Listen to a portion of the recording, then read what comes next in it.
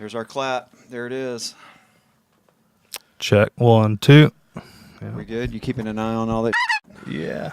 Awesome. Check. Checkity check. Cool. Sweet. So, I'll just kind of kick the whole thing off. John, thank you for coming in. Ladies and gentlemen, this is AKB. We are just a couple of us getting the opportunity to be with John Congleton this evening. It's going to be very informal. John's in town for a little bit, and so I was able to wrangle him for a few moments, and he was kind enough to give us a little bit of his time. Basically, tonight, John, what I wanted to kind of talk to you a little bit about is we were talking about this ahead of time, talking about vintage gear versus where we are today with digital gear.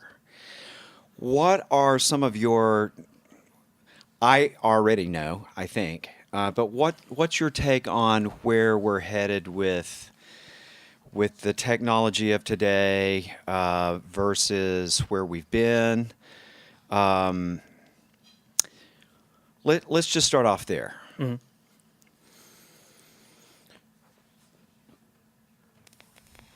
I mean, I can only assume that the arc of time is just going to prove that digital stuff will continue to sound better and be able to do more things and have more flexibility.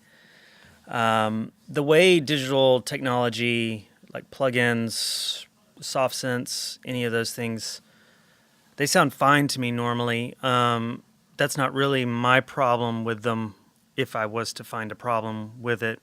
My problem normally is all the options and the flexibility I see is more of a negative thing than as a positive thing, which is sometimes a controversial belief nowadays. But I feel like making a deliberate choice of using a piece of gear, like a specific keyboard, for example, is much more intriguing to me than scrolling through a bunch of different sounds. And I mean, you have infinite possibilities with soft synths, for example, which is sort of uninspiring to me. I would much rather say I want an OBX or I want a Juno 106. I want that and go pick that up, dust it off, plug it in, find the patch.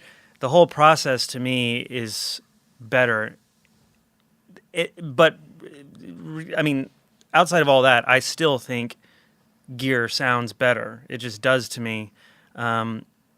There are situations all the time, though, where a digital thing just makes more sense because, like, for example, it's going to be very hard to find a Mellotron, for example, an original Mellotron that is in tune and every key works, but you're going to want a Mellotron on something. Mm-hmm. So it makes a lot more sense to just use a digital Mellotron and get good enough when it comes to that. Sure. So, a colleague of ours, you know him well. He walked into one of the studios that I work at out in West Texas, and one of the first things, kind of in a kidding way, but maybe not in so much of a kidding way, was, golly, this presents a whole different set of problems. Mm. And really what he was saying was there's too much here. There's too much stuff in the room. Like hardware? Like actual gear? I think you looked at the outboard gear sitting behind you and the producer's desk. Yeah. Yeah, so, I mean, we go a long way back. Sure. I hate to say it like this, but we go so far back that we might, our history may go further back than some of the people that are in my presence and maybe even in yours are old. In other words, we've been around a little bit longer than some of the guys that might be listening to the podcast or whatever. It's possible. But it was Sterling Winfield who walked in and he goes, "Wow, this is a whole different set of problems to have," because we kind of remember. I know I certainly do. I'm pretty sure you do as well. There were limited things that we had available to us, and you. If you were going to use a piece of equipment, you used what you had. Yeah. Okay. So I feel like there's a few different categories. I was talking like soft synths, for example. Then one of the things that I feel like, I mean, I totally agree with you. Like the fact that you can have infinite number of compressors or gates on things automatically apparently means you have to use them to most people, when a lot of times maybe a sound sounds fine, not compressed or not gated or whatever. And so back from where we're coming from, you had, what would have been a reasonable amount? You might have 8 compressors at a studio, 8 worth using. Yeah. And you better decide what was going to be compressed, and if you were recording a full band, and some things just weren't going to get compressed, Yeah, maybe that was done later. Maybe it was done later, but as you know, recording and compressing something sounds different than compressing it does. after the fact, I mean, but these are sort of limitations that I feel like probably helped things more than hindered things. And another thing that I didn't quite touch on, that this is actually my biggest problem with technology now, is the infinite recallability of things. I personally hate that. Used to be a mix was sort of a performance, and you couldn't just willy-nilly remix a song. You would consider that choice a little bit more, instead of getting the phone call the next day after. It's like, hey, can you go back and turn the hi-hat up, because apparently that's going to make it a better mix. There's all these sort of nuance and minutia now that the artists find themselves thinking about and convincing themselves that it will make it better, when I actually think the opposite is true. I think shaving off every edge of a mix and taking away every offensive element is a good way to make something that isn't provocative at all. Sure. In order to make something that moves people, it has to offend some people. So, which is exactly like everyone's been in the situation where you're mixing with a band and everyone has a huge opinion about everything. And so they come in and they listen to the mix and they're like, this is great. If we could just do this. And then another person says, that's great. Could we just do this? And the other one says, could we just do this? So you have a situation where everyone is satisfied, but no one is stoked. Right. Oh, wow.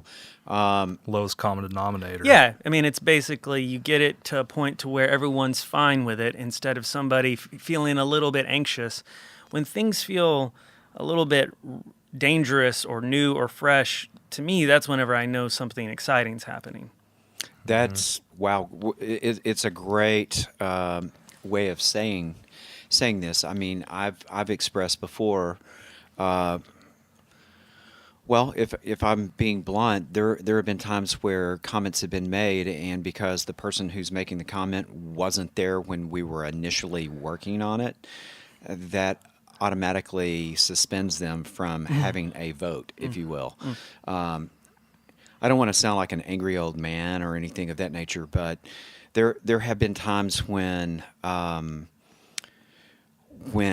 just want everyone to let me do my thing, Sure. and then let's come in and maybe do notes on things. Maybe let's at least take a look at it. And I'm totally on board with you when it comes to the recallability of things. So I think in some ways it's kind of a double-edged sword. From my vantage point, there are those times being in commercial work, sometimes where it's going to save the day, if you will. Well, you're also talking about something. Sorry to interrupt. Go for it. You're also talking about something to me that doesn't necessarily qualify as art. Oh yeah, no, you're So I don't completely care right. about that. If those sorts of things, you're making a product, you really do need to please these people that are paying for it. That's to me, I definitely categorize that differently. But I basically work on art all the time, and if you hire me, you've already kind of signed up for maybe a slightly left of center approach to begin with. Just to play devil's advocate, as far as the recallability goes, most records I'm mixing these days, the clients aren't there at all anymore, or they've gone home, or they're from somewhere in Europe or somewhere in Australia, or who knows. And we have to be able to recall, because I have to send them the mix, they have to listen and make notes. That, of course, is wonderful.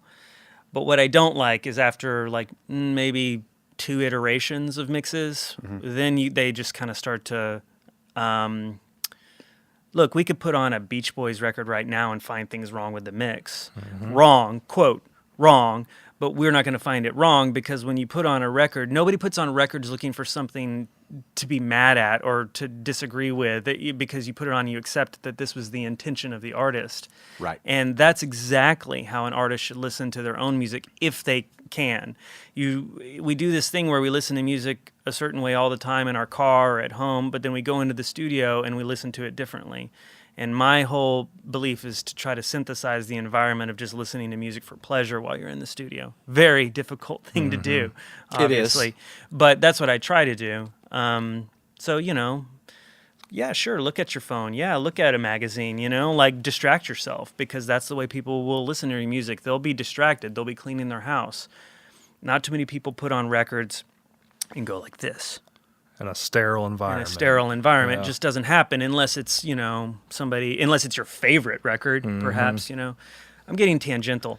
But what I'm trying to say is, like, I feel like all these advancements, as good as some of them are, we're not making better records. So it's kind of like a workflow thing where you're forced to do a certain thing with limited gear versus having infinite possibility. And I've never found a correlation between more gear and better record. If I truly thought that was the case, then I would probably have a really amazing studio. But your studio is pretty amazing, right? But I've I mean, been there, but my studio, the studio that you're talking about, I mean, it's utilitarian. It's to make records. It's not. It just has the gear I like. I got you. The stuff that inspires me. But it's talking about Sterling when you're saying he came in and saw all that gear. Studios have so much more gear now than they used to have, and They do. They really, really do. I'm sorry. I'm sorry. I was going to ask you the question. Do you find that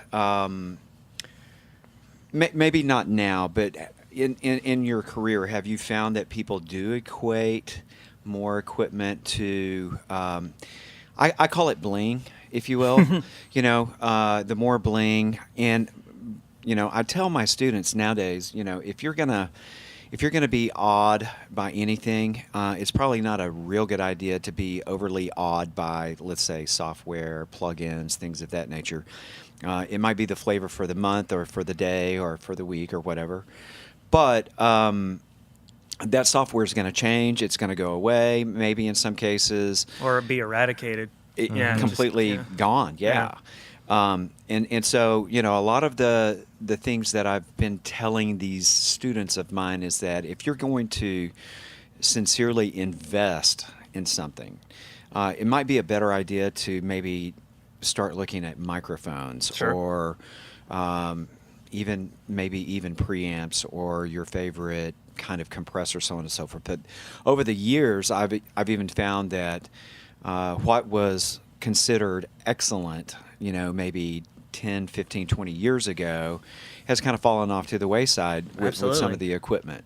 Yeah. The one thing that I still find to be very relevant and not always the most expensive, shall we say, are microphones. I've also explained to them, I'm going, just because it's like maybe super expensive doesn't mean that it's the best thing for the situation. Yeah. You have to analyze or look at what your situation is, Absolutely. what it is that you're recording. Yeah.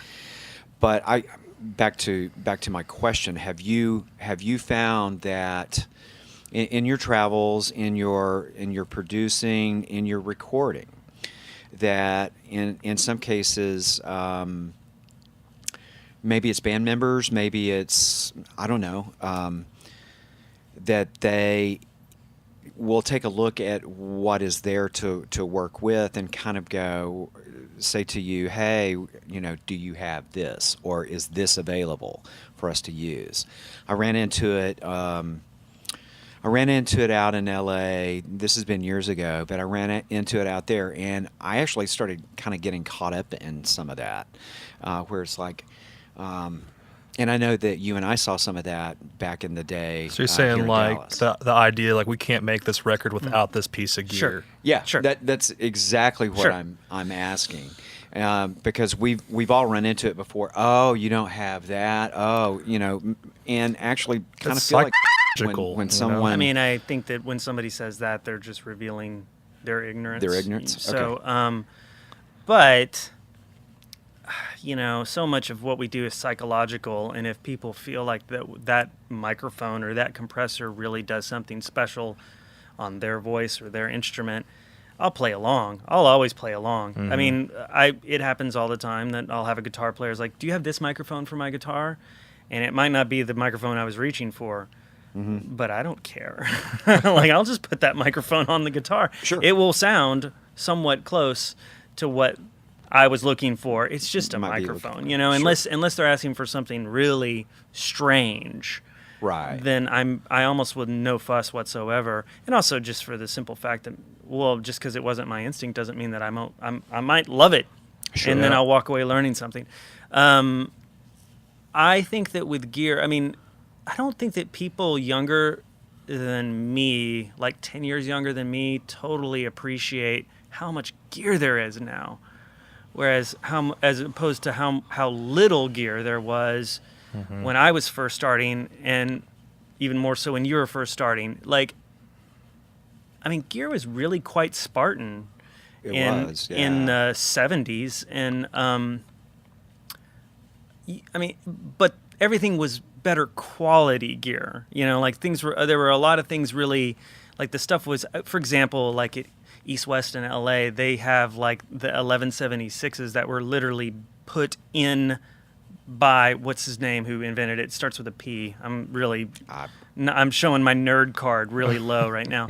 But they were like installed by him, the guy who invented the 1176. Okay. You know what I mean? Yeah. So they sound better than any 1176 you've ever heard in your life. Right. So everything, was really kind of top notch, and you had techs that worked there, and the moment something broke, it was fixed immediately. But there wasn't like some enormous variety. And a lot of studios, I mean, that existed before, you had like 4 microphones tops, and you just moved them around. And the whole like artistry of like, oh, this microphone sounds great on this, and this compressor sounds great on this, and people are talking about like it's fine wine. This is all very new. It's very new in the recording experience. Now, don't get me wrong, it's really fun. And I love it just as much as anyone else. But it certainly will not make or break the record. I find it overwhelming how many microphones are out there now. Sure. Like, I'm I guess kind of that category 10 years younger than you, and like somewhat new to the game. And that's one thing I've noticed, like in the past 5 years, just going on the forums, it's like, oh, have you seen this new mic? Have you seen this new mic? It's like, where do I start? You know? Well, I mean, the first thing I would tell somebody is most of these microphones are actually the same microphone. Yeah. They just get the schematics for like a U47, for example, and they pick the components that are too expensive and switch those out with cheaper components. So that's kind of what all microphones kind of are. You basically have like 15 archetype microphones, and people just kind of keep reiterating it and changing little things about it. That's kind of what's happening, honestly. So let's not get too fussy about it, is what I'm trying to say. I looked it up as Bill Putnam. Bill Putnam. Yes, that's what I meant. I knew it was a P. Yeah. I'm glad you knew that, because I didn't. No, I didn't. I had the Google right I knew here. it was a P, and I just didn't want to say. I was going to mess Just to it up. clarify. Kind of being nerdy a little bit here. Is his microphone drooping just a bit? Yeah, you set that. I'll fix it. Would you? Yeah. It's bothering the drooping? shit out of me, man. You're the one who set this. Well, Man, he thought I was. I'm old. Yeah, I guess I should. torque it up. there you go. Amazon. Put the old Bogart. Put the Bogart. You're the one who's always saying, who Ham- tightened this? yeah. I always know when he's tightened something. It's like, I can't get the I think thing I broke undone. a stand once tightening it when I first started Oh, out. yeah, I'll blame the plastic pieces, the cheap stands. yeah. They don't make them like those old school stands. Yeah. Those No. sound so much better. Yeah, from the 70s, Well, they man. definitely didn't make this one like old school Well, stands. that. Yeah. Mm-mm. Yeah. There's a studio in LA. I'll quickly talk about. I'm going to not say the name of the studio because I'm going to say something somewhat negative about it. But I actually like the studio. I haven't worked there too terribly much, but it was a studio that they had. So I got a screensaver. I thought I turned the screensaver off on the computer, and I was wondering if you could. I'm going to make sure you're still recording. That's my bad. Sorry to interrupt. Back to the studio. It was a studio that was like a time capsule type of situation where the guy who had owned it had died, and somebody found it and was like, "This studio has not been touched since the '70s." So I may have read something. you about probably this, I'm going to say something marginally negative about the studio. That's why I don't want to say the name, but I actually have enjoyed my time there. But they use it for a lot of filming. So Okay. they want to keep everything completely as of its time, including the mic stands. We have definitely made progress in mic stands. Can I just say that? Those mic stands are the worst mic stands I've ever used in my life. So good riddance to bad rubbish. Now these would happen to be like the Atlas stand. They're the old booms where it's like Okay. everything were booms back then. This Okay. is before your time. well, yeah. Wow. Man, you have to go way back for that. We're talking 50s, 60s. Well, the ones that I still have problems with today are the big Atlas, the big boom Atlas stands. It's basically a prototypical design of that. Okay. Yeah, I mean these things are Yeah. so cumbersome, These and it's freaking like things no have wonder. springs and crap. It's like in no them, you wonder know. they never changed the microphones. It was too big of a pain in the ass. That's awesome. Well, I also was thinking about kind of getting a little bit nerdy about all of this. Absolutely, I totally agree. I mean, I remember the days of we by the way we are calling them BTRs. BTRs are built to record facilities as opposed to home studios and things of that nature. So would that be like a designed studio? Yes. Oh, okay. So it literally means a studio that someone spent hundreds of thousands of dollars, if not millions of dollars, to have correctly put up walls and consoles and machinery that's in control rooms, so on and so forth. My very first place that I worked was in Fort Worth, and I mean, back in the day, I mean, it costs a lot of money to hit the doors of those studios, simply because all of the equipment that was in there was very, very costly. For me, it seems to me like I see kind of a double-edged sword with things. It quite possibly has been somewhat what I would consider a downfall of the industry, because things have become cheaper, much more affordable, obviously, and which also allows just about anybody to be able to go in and afford it. Which we all know doesn't necessarily qualify that person to be able to operate it and know what they're doing with it. So I guess the question that I would have, John, is I think the question is, where do you think that we are as a society, American society? I know kind of what it's like, let's say, over in Great Britain, the guys that are professionally doing recordings. Maybe it's fair to say even Europe. Sterling kind of even touched on that just a little bit.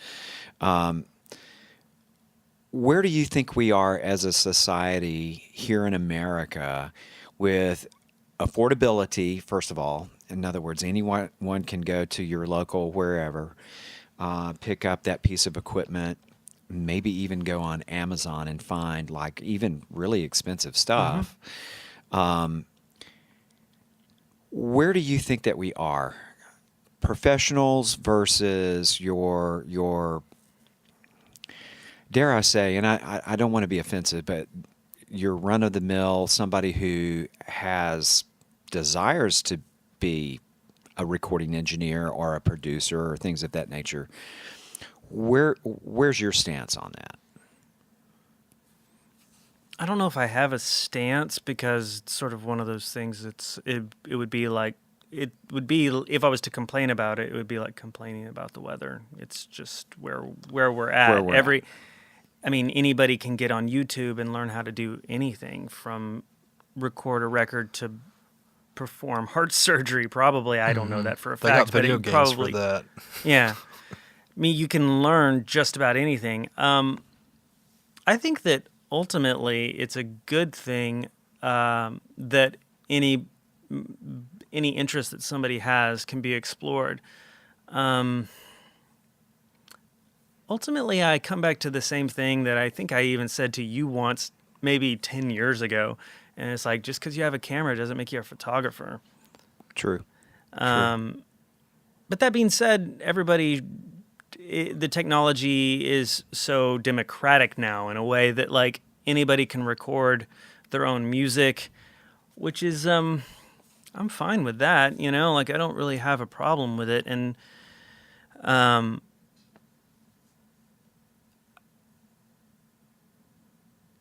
I'm okay also with the collapse of the industry too, as far as the record industry, because more good has come out of that than bad. And the reason I can expand upon that, because sometimes people look at me funny whenever I say that.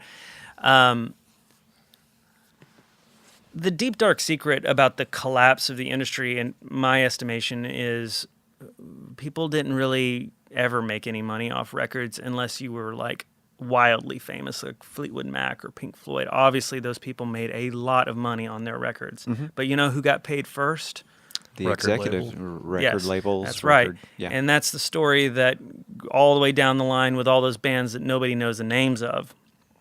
The contracts that these people were signing were so egregious, in my opinion. And they would structure these contracts and the way your record was promoted in a way to where you were basically an indentured servant. So you could have a platinum. This happened all the time. You could have a platinum record and still not be getting royalty checks because of tour support and all kinds of. And remember, this is all that money that's being spent is recoupable through your 12% or Right. whatever ridiculously small amount of you were getting. 12%. So that meant people were getting paid long before you out of that remainder percent, while everything, the expense accounts were being paid through your 12%. These sorts of contracts are so laughable now. Like the idea that anybody would sign something like this, you almost had it coming if you would sign that now. Oh, sure. So the collapse of that, I'm fine with it. I'm fine with all the people not getting away with siphoning off money from the artists. Oh, yeah. I'm fine with that. Lots of mouths to feed. Lots at of mouths labels, to feed, You know, yeah. it's So kind of right down. Yeah. I feel like what's happened, frankly, is the music industry has turned into exactly what it should have always been and what it was in, say, the 50s more so, where it's a boutique industry run basically by music fans, or at least people not too many steps away from being a music fan. And there's so little division between the artist and the listener that they can have a personal relationship, and the money is essentially going sometimes directly from the listener to the artist. Sure. So it's a great time to be an artist, in my opinion, but it's a bad time to be a recording engineer, a producer, in some cases a manager. Definitely bad time to be a record label. Bad time to be a recording studio, for sure. It's bad time to be anybody who's siphoning money in between that communication, that protocol that the artist and the listener has. At the end of the day, none of us have a job if it isn't for the artist, as far as I'm concerned. Good, great point. So I'm here to make art and to help the artists do whatever it is they want to do. And the more narcissistic side of it is I personally think that production is an art that I get a lot of fulfillment out, and we can talk about and share as an art form. And a lot of artists really appreciate that side of it.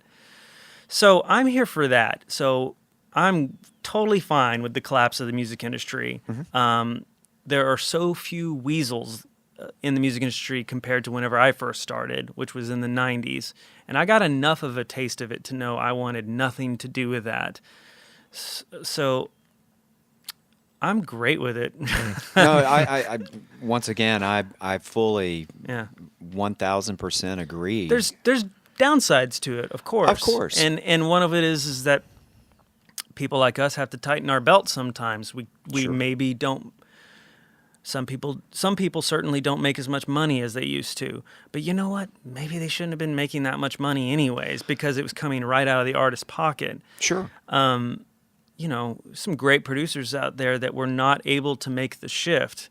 I think of Roy Thomas Baker, somebody like that, who was, I really admire a lot of his records, but he wasn't able to make the shift to how records are done now.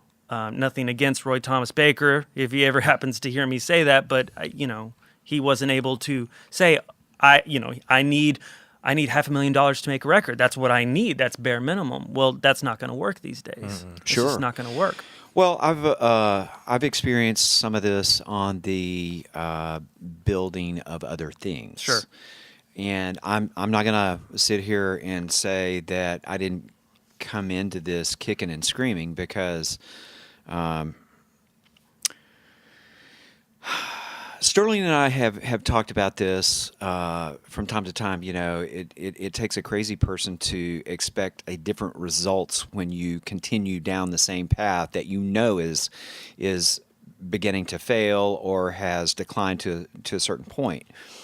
Not that there is an argument there at all. I've often said, you know, when you've invested 30, 40 years of your life into a certain industry and all of a sudden it's gone, it's all you know. Yeah. But I had it explained to me that, you know, business is very different nowadays, especially when it comes to the studio business per se. And it really got me off my backside, instead of resting on the laurels of where I had been. To kind of like, instead of feeling sorry for yourself, pick yourself up and go figure out what the next thing is that you want to go do. Right.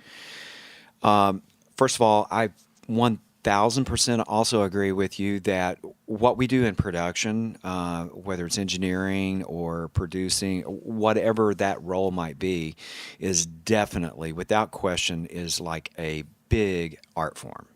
It is an art form that not everybody gets to participate in. It's not for everybody. It's not everyone's cup of tea. But it took years for me to realize that as an art form, if you love something enough, if you've got it deep down in your being, then it's probably okay to kind of kick and scream and so on and so forth when things are dying, as I've seen. But I guess also the flip side was that you come through that if you're able to make it through it and kind of go, well, you know what? It actually is a good thing. It was supposed to happen, and it was probably supposed to happen this way. And what it did for me was like, get off your ass and go figure out what the next thing is that you might have a passion for. Now, I'm also smart enough to know that chasing your passion isn't always necessarily the best idea. To coin a phrase, if you will, Mike Rowe had a whole thing on Prager University talking about chasing your passion.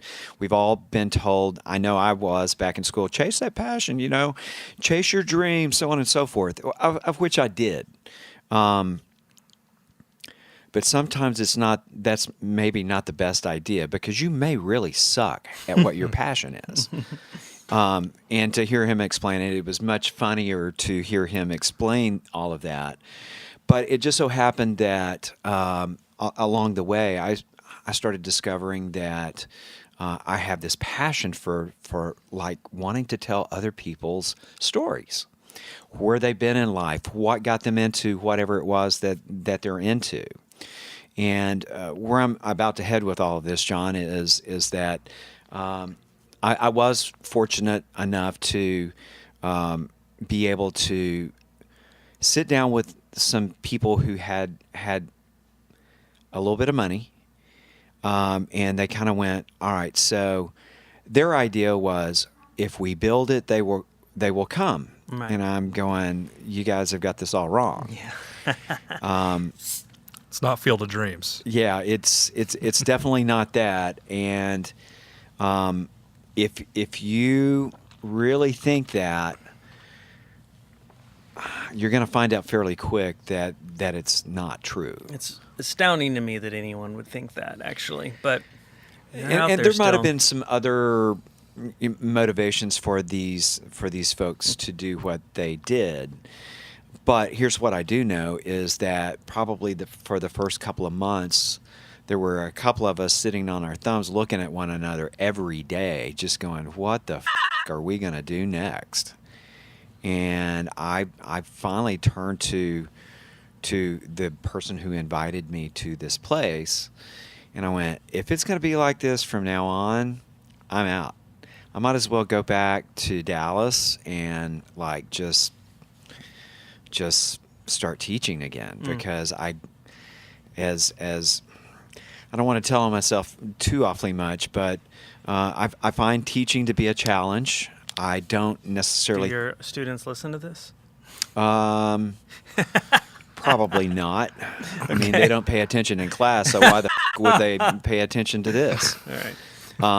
No, this is for grown-ups, man. Okay. This is literally for, I do have a couple of colleagues that will probably put this out for their classes to hear. No. Won't mention names, but anyhow, what this did was it allowed us to kind of go. Pretty okay, sure this is drooping again. Oh, that's my fault this time. You gotta freaking fix that. I don't man. know. Maybe just. Here, let's do this. This will help, I bet. Time to hit the mouse again anyway. Keep the Okay. screensaver from going. We'll Try it do now. this. Of which, we sat there for a couple of months looking at one another, and the person who invited me to this facility, he goes, you're kind of right about this. I'm going, let's create from within out to the world. That might be a better idea than expecting the world to come to this doorstep, because that ain't happening. And so what it did was it was really inspirational to maybe kind of think about what I wanted to go do next. And that was, I want to tell other people's stories. I want to be that guy who is capturing this stuff, which in turn will create, I'm not going to call it work, but it's going to create a thing that I get to participate in that I really have come to love. I've discovered new things about myself along the way. So I think the fall of the industry, let me go as far as to say, I think the next ones are going to be probably the film and video industry. I could be very wrong about that, but here's what I'm finding is I've got a lot of people in the film industry and the video industry going, as hard as I try and so on and so forth, I just can't really ever seem to get the audio part right. And so I'm beginning to make friends with videographers and filmmakers that are like, so you know a little bit about this. Would you be willing to come show me or teach me, or would you be willing to do this? And for me, it's no longer, as I get older, it's not so much about the money as much as it is maybe helping the art community, as it were. So I guess let me ask you about that. Do you find yourself doing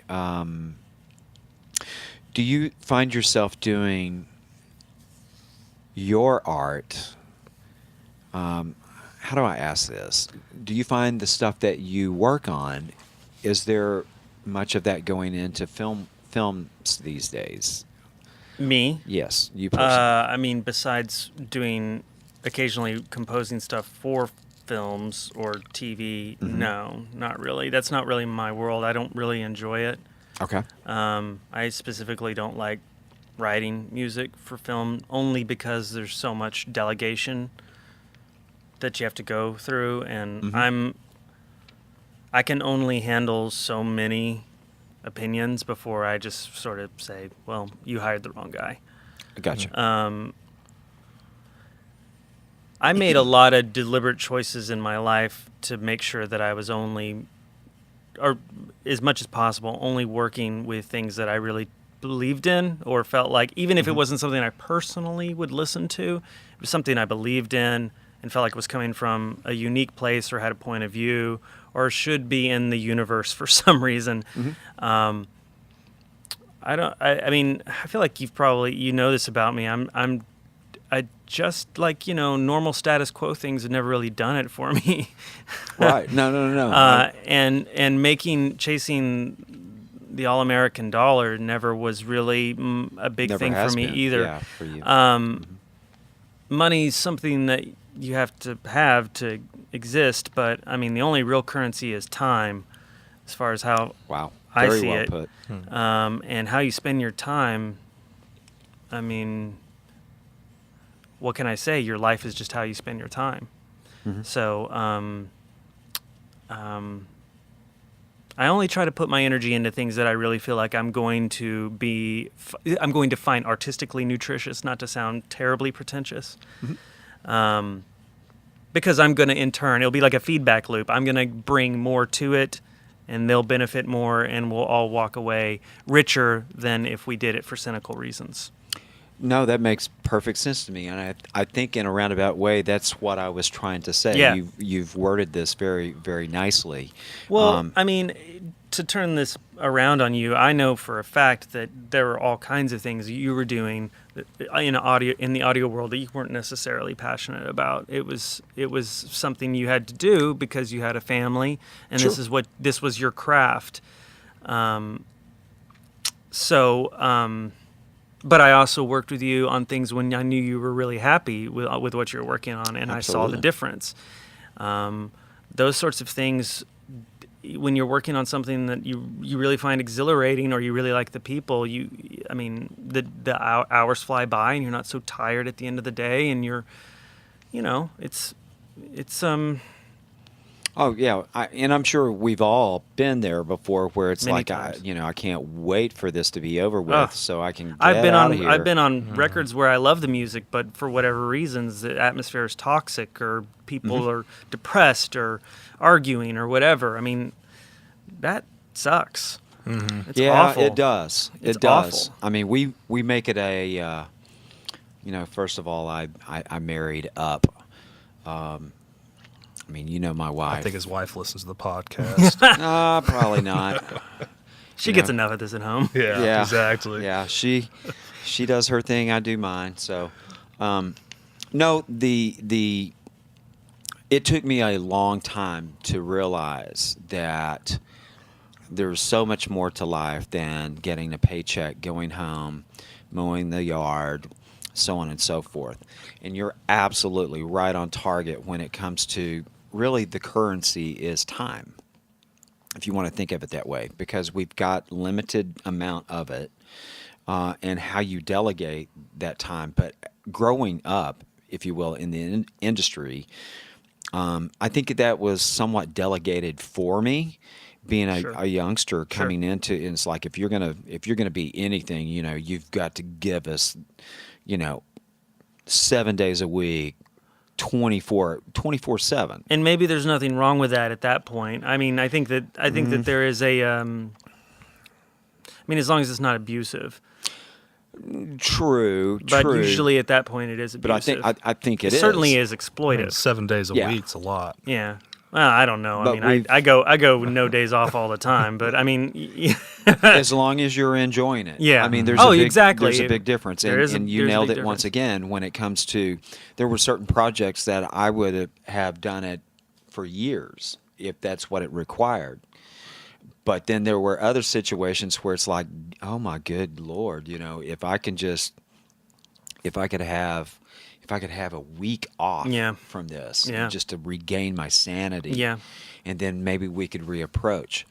But I also believe things happen for a reason, as cliche-ish as that sounds.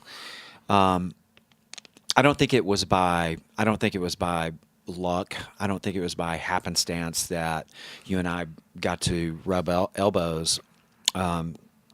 This has been years ago, but I don't think it was by chance that that we were doing that. I think that, well, to put it bluntly, I think that each and every one of us, we connect in some form or fashion, and then we get the choice to make decisions of whether we're going to stay connected or not. Sure. And I mean, there have been friends that I've had, professional friends, if you will, that, as you said, I think, if it's a toxic situation, they have to go away. Yeah. I think that holds true in maybe even friendships as a whole, whether it's professionally Because it based comes or back not. to where you spend your time, kind Sure. of what John's talking about. Sure. You want to spend all your time around somebody who's toxic and who's taking energy, Spewing with- venom yeah. and just Making you hate tired. and stuff like that. So, but I think Sterling could possibly relate to some of that. I mean, Sure. without mentioning names, there were several occasions where he freaking wanted to kill the guy. It's like, if I could take him out back and just wear him out, I would. But we couldn't because of the situation. But I also think that sometimes those things come back to haunt those who are dishing that crap out to begin Well, with. one would hope, but Karma. Yeah.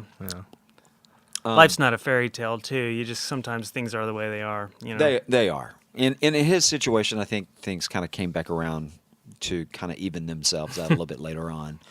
Well, we're all humbled in the end, I think. Yeah. Oh Yeah, yeah. Oh you yeah. know. Yeah. Age or Starting something. diapers Well, the one into thing- diapers. Life has a way of I know where you're going with that. life has a way of humbling everybody, I think. I think it does. Yeah. The one thing I definitely know about the industry is that if you get on any almighty high horse, it will knock you off very quickly. Just because you might be there one day doesn't necessarily mean that you're going to stay there forever. Yeah. As the old saying goes, what goes up must come down at some point. All the cliches are definitely there. So let me ask you, where are you at nowadays with things? Obviously, you have a place here in Dallas. You're here for a short period of time, I'm assuming. Yeah, I mean, I live in L.A. So Yeah. you're in Los Angeles now. I remember when you called me up and you go, I don't know what this is going to look like. I might be there for 6 weeks, 6 months, 6 years. I don't know. Yeah. Can you tell us a little bit about what you're up to these I mean, days? it's been 2.5 years I've been out there. Yep. I still own this. I still own a studio here, but Mm-hmm. I also have a place out there. Mhm. I don't really come back here to work ever. This is Mm-hmm. I mean, since I moved, I've done 2 records here, which is not a huge average. No. What do things look like? Things are not any different, except I'm doing what I was doing here. I'm doing it in LA, and I'm doing it in nicer weather, and where everything is way more expensive. Sure. Yeah. But I do love it there, and it didn't take me too long to get spoiled by the lifestyle. And it's certainly not a situation where I come back to Dallas and I'm like, ugh. But I definitely feel good to go back to LA. I think that LA is going through a pretty exciting renaissance right now. Lots of fresh people are coming into LA. So much talent is there. A lot of people that can't be in New York anymore have gone out to LA. There's a million great studios out there. Very vibrant, ridiculous players everywhere. Really, really low competitive nature out there, which I think surprises most people when I tell them that. It would surprise me. Sure. I would say it is the least competitive city that I've ever worked in. Wow. Ever. So everybody's pretty supportive of each other. I would say extremely supportive. Maybe that's because I'm in, I mean, not to sound like I'm being fancy pants here, but maybe it's because I moved out there at a time whenever I already had achieved success, and I went out there with a reputation that preceded me. So I was sort of welcomed with pretty big open arms by the best players and the best studios and the best other people. Sure. And I had already had relationships with a lot of these people already, and they were very happy for me to come out there. But I never see any of the things that people kind of think about when it comes to LA. Like, I don't see backstabbing or any of those sorts of things. I feel like everything is really operating at a really professional level. I'm operating in a world where people get paid well, though, and there seems to be enough to go around in these circles. So I don't know what it's like in the trenches as much as maybe some other people would say. Okay. There's certainly a lot of struggling producers, engineers out there, and musicians. But there seems to be upward mobility for those people. That's It great. doesn't seem to be a hopeless situation for any of these people. And I feel like I'm still, even though it's LA, and obviously it's been around forever, I feel like I'm a part of a new LA. Whenever I'm out there, I feel I'm a part of a new wave of how things are being done. It's kind of punk rock, actually. Okay. Like, people are doing things in a fresh way out there, and I'm really enjoying being a part of that. Excellent. Yeah. Excellent. You should come hang sometime. I'd like to. You should. You should come see what the vibe is like these days. Well, it's been. I don't know if you ever met my daughter, my oldest daughter, Willow. When she was a baby. Baby. Well, Can we quickly talk about that we were doing a session? I was assisting you on a session the day she was born. You were literally going to finish up the session and go to the hospital. okay. Yeah. Do you remember that? It was Kirk Franklin. Or, you know what? It was not Kirk Franklin. It was, what was the name of the singer that was in his choir? Dalen Collins. Dalen Collins. It was for his potential solo record, which I don't think ever came out. I don't know. Dalen's still around. Yeah. Believe it or not. Great singer. He's still hanging in there. Cool. I don't really remember that. Because it's been a while. Do you remember going to the hospital? Oh, yeah. I remember those sessions because they were the loudest sessions in the world. Gospel. The one music. thing I do remember is on Kirk Franklin's. This was after the New Nation record had been done. We were doing some other work together with Kirk, and it probably led to my demise with that camp. But it was so freaking loud in the control room. John has earplugs in his ears. Yeah, I remember I would do And that. he had told me long time so ago. He loud? goes, "Man, I can't do I this. told him I refuse to cannot. stay I will in not there." be in this room this loud. And Did I blow something for you? Are you about to tell me some horrible thing that you've been harboring for me? no. No, it prepped me for what I was about to have to explain to them what was going on, which it was true, but it was like, Tim, you might want to go check those vocals because I think I heard some distortion. Oh, Dalen Collins. This was Dalen Collins. Was it? This was Dalen Collins. Same session. They were. No, I remember this too. I remember this. Do you? They were distorted. They were. They were It distorted. wasn't full distortion, but every once in a while when it would hit just a dynamic something or another. I might be wrong about this, but I feel like somebody had said, and it wasn't your idea. Maybe we're getting too nerdy here. I feel like somebody had wanted to use a C12 on him. And we used a C12, and it was May like, have that's not a been, good mic for that guy. Because this guy could belt. Oh, yeah. Unbelievable, Yeah. like SPL coming out of his mouth. I have this crazy memory that it was a C12, and it's like, that's a It might have That's a been. bold choice. So Because much it water was, has passed under the bridge, proverbial bridge, with all of that. But I remember this. I remember us talking about it, and you were like, "Why didn't you tell me that they were distorted?" And I said, "I had earplugs in." I think Oh, but you were right on target with it. So it was one of these things. It wasn't the whole song. It wasn't the whole vocal. Moments. There were moments where it Yeah. just gets that analog edginess to it, where it just fuzzes out, and it was like, oh man, I definitely will hear about this. Yeah. And they were nice about it and everything, but we also know that a lot of times that's going to lead to your demise. Now, I don't know that it was completely, my demise per se. Honestly, I mean, Jesse came and asked me to move to Los Angeles. Yeah, This sure, was when, when Willow was about to be born, Sure. and I had to I tell remember Jesse, all that. I said, listen, man, if I go to Los Angeles, if I move to Los Angeles, my marriage will be over. I'm about to have my second child, and there ain't no way I can do this. But Chris Godby ended up He doing did. it, so it all worked And out. which, by the way, I've been talking with Chris as well, and I'm hoping to get to sit down with Oh, yeah, him definitely and should talk do with that, him yeah. too. But really, kind of where I'm headed with all of what we are doing here, John, is I've put this little podcasting group together. Obviously, Robert's a part of that. I've got a young lady by the name of Jenny Bees. And then, of course, Sterling. We actually span 4 different decades. He's the youngest. Robert's the youngest. And what I'm wanting to do is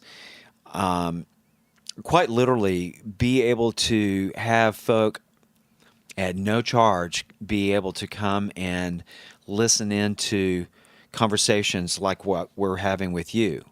You're the ultimate professional in my book. You're the guy who has stood the test of time. Not everybody has been able to do that. You saw where things could go. I watched you endure some really difficult times, if I could be so blunt to say that. Difficult times. Well, in you've some known me a cases- long time. There had to have been some bad ones in there. Well, yeah, It'd be a pretty good streak for if both you- of us. Yeah, absolutely. One of the things, if I could be so brazen to even bring this up, I remember living. I'm just going to come right out and say it. At the time when this happened, first of all, the internet was fairly new. Okay, this would have been 98, 97, 98. And I was living, I'll just come right out and say it. I was living in a hell. It was really not a good place to be, but it was our hell. It was Beck's and mine. This was after we had gotten back together Right. after being separated for a year and a half. I love that story. Yeah. that you Oh, got it's back a with her. You don't hear that story very fabulous often. story. Yeah. But the one thing I remember is I get this phone call from John, and he goes, "Man, you've got to get it on the internet, and you've got to check this out. Your name is everywhere." And I'm going, "What are you talking about? Yeah. Whatever they say, I didn't do it. That's not me. I didn't do it." And he goes, "No, this is a good thing, And it just it absolutely just knocked me to the ground at the possibilities of where we had come from. Just, I guess I'm talking personally, going through all the crap that I had been through, and just getting pulled this way and that way. I'm thinking about some of the heavy metal records that I had done, and Sure. I had just given away the farm basically when I told the band. It's like, man, you guys have kind of crossed the line with me, and I'm just not going to be doing these records anymore. And it dawned upon me that after I had said that, it's like, well, you've just given away your whole income for the year, Yeah. maybe for a lifetime. And then comes along this, Kirk Franklin. Right. And you and I got to work on that. I got to work on some of it with other folk as well. But I remember that phone call that you gave me going, man, this may just change your life completely. And correct me if I'm wrong, but I think I said something to the effect of, "Yeah, I could go one of two ways. It could either send me over the top, or it could absolutely just devastate me." And I don't know if you know this or not, but I don't think I got phone calls for the next 2 years after that all went down. After what, the Kirk Franklin Grammy and everything? Yeah. It was. I remember distinctly sitting there boo-hooing at the desk, just going, "I can't buy a session. No one," and really it wasn't. I don't think it was because of that. I think it was because of the commitment that I had given to making that record. I don't know if you remember, but the New Nation record took over a year drug on to make. forever. Yeah, it went on and on and yeah, on yeah. and on. Oh yeah. So I think that was a part of it, but also that was in a transitional period of time. Here we are coming out of the 90s, the late 90s into this new millennia.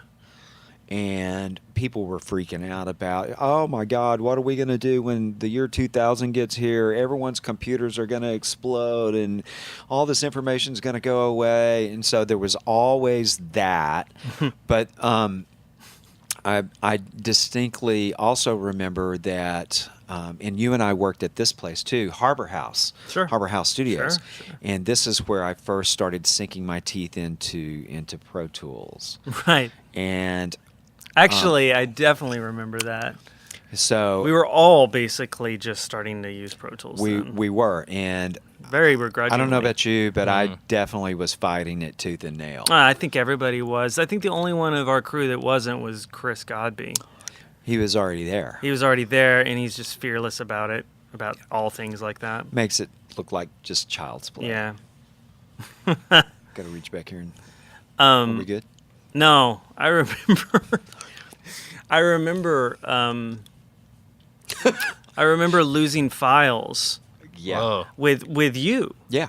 I mean, I was doing a session. I don't remember what this was, but maybe I was helping on something. But you lost some files, and it was like, and we might as well have been two chimps trying to figure out where they had gone. definitely And it was was a not the chimp. kind of thing where we lost files. It was like, the allocation or something. It was that whole ridiculous thing. But yeah, that's funny. It's funny. The thing I remember about that was, so you and I were used to having a console in front of us Right. with, you can select channel EQ or monitor EQ. And I'm very much an advocate for, EQing and compressing and to tape, You're an doing SSL guy. Yeah. Of which that SSL, the 6000, is still available. Just 5 miles from here down 35 in Yeah. a storeroom. It probably still has Coca-Cola inside of it. No, Remember? man, it's been refurbed, Oh. completely redone. Maybe trace amounts. Yeah, I remember this. I remember having this conversation with you where you said, what I don't like about this is I can't put my imprint on anything. Exactly. Can't put my thumbprint on this stuff. It might be the wrong terminology, but you said something. It's like, I can't just make it sound the way I want it to sound to, quote, tape, which Right. is true. It's like if you don't have a console, and this was like a control console thing. What do they call those things? Control 24s. Yeah. Yeah, okay. Awful.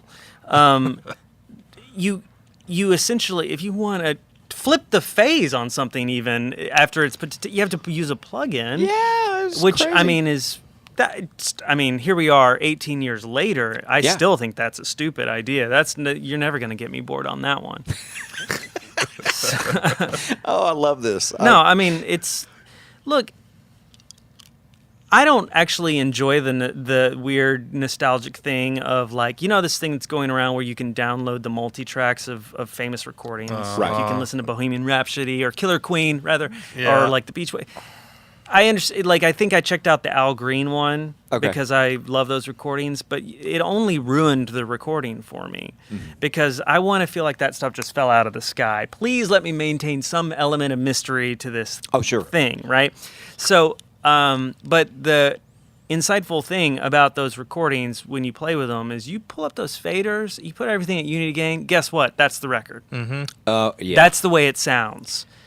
And that Did you should take know- everyone to class on that one. Is like, record it the way it needs to be. Commit those sounds. Commit to what it is. Commit Could to not that have vibe. said it better. Yeah. Did you know that Far Beyond Driven was very much that way? Sure, I did I the believe that. transfer from tape I believe that onto entirely. And I mean, to this day, I can't give Terry Date enough credit. It is amazing. I'm the guy who actually did the transfers from the 2-inch. This was years later, by the way. A part of what was going on I thought that was on a Sony. I thought that was a digital record. it was both. Okay. It was actually both. But No, all one of those the really things- ridiculous EQs on the drums and everything. I mean, that sounds like it had to have been committed Yeah. that way. without question, I mean, there's some smoke and mirror stuff going on with some of that stuff, but the short of the long was that you pretty much pull the faders up to unity, and it's like, are you freaking kidding me? Wow. The biggest thing that we had to do was make decisions on, if there was a vocal part and there wasn't a place to put the vocal, if there was a gap somewhere big enough to get that vocal onto tape. It wound up being transferred over to digital as well, but this was, I remember distinctly, Terry ordered a second Otari MTR-90 from Nashville, and they had it there the next morning. It was like, Terry Date has spoken, and so therefore, that machine was sitting there. But years later, I wound up transferring from tape into Pro Tools. And there's a whole story about all of that too. That was done, back in the days of Dallas Sound Lab when they were literally going through the library, and it's like, call these guys up and let them know that we still have these masters here. If they want them, they either need to come get them. And it's like, well, with those right there, I will personally run those over to Vinny.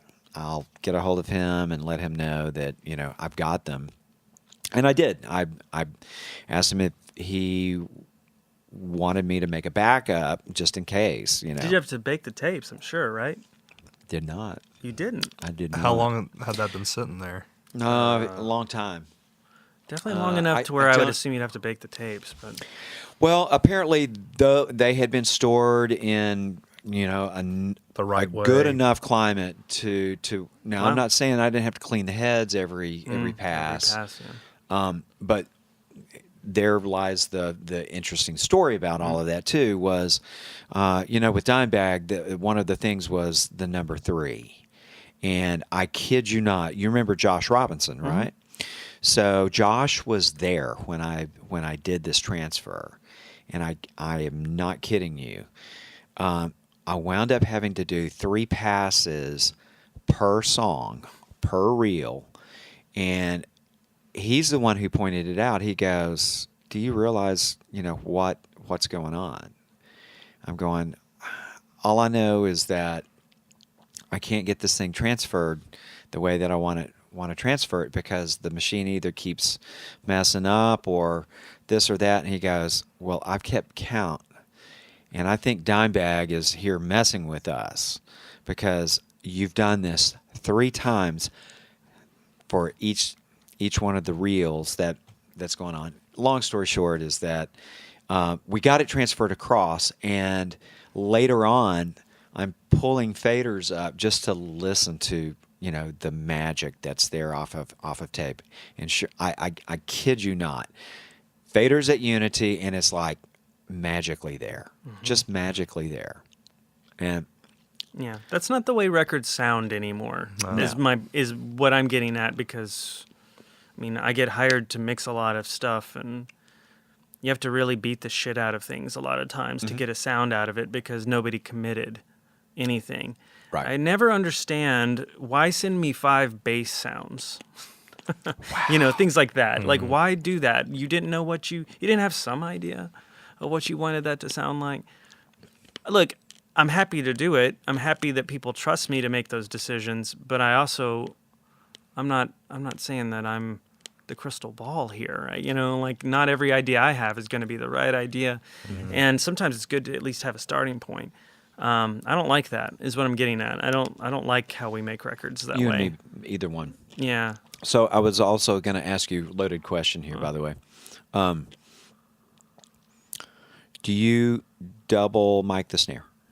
Sometimes. You Sometimes. mean like top and and bottom? Bottom. I sometimes do. I sometimes do actually 2 mics on the top of the snare. Okay. And, one that's super bright and one that's super dark. Okay, gotcha.